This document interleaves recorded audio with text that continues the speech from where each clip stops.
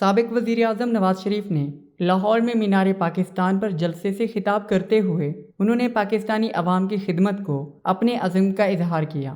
انہوں نے قید جلا وطنی اور جھوٹے الزامات کا سامنا کرنے کے اپنے تجربات شیئر کیے۔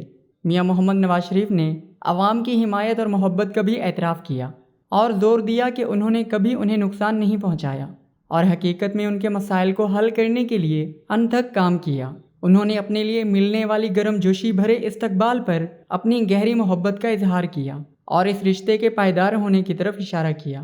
سابق وزیر اعظم نے ناقابل فراموش غموں پر تبصرہ کرتے ہوئے کہا کہ وہ ماضی کی تکالیف پر غور کرنا پسند نہیں کرتے۔ انہوں نے کہا کہ لوگوں کی محبت اور گرم جوشی میں اتنی طاقت ہے کہ وہ ان کے درد اور غم کو بھول گیا ہے۔ انہوں نے پاکستان کے ایٹمی پروگرام سمیت قوم سازی میں اپنے کردار کو اجاگر کیا۔ انہوں نے سوال کیا کہ ہر چند سال بعد انہیں قوم سے جدا کرنے کا سلسلہ کیوں جاری ہے۔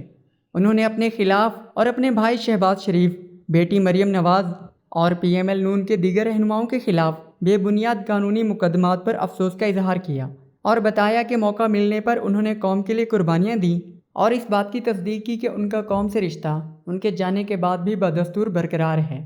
نواز شریف نے جلسے سے خطاب کرتے ہوئے بتایا کہ ان کی والدہ اور بیگم کلثوم نواز کی موت سیاست کی وجہ سے ہوئی۔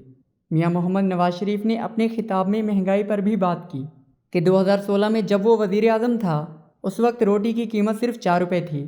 میاں محمد نواز شریف نے اپنے اور مریم نواز کے جیل میں گزرے ہوئے وقت کی طرف اشارہ کرتے ہوئے کہا کہ ان کو جیل میں ملنے تک نہیں دیا جاتا تھا۔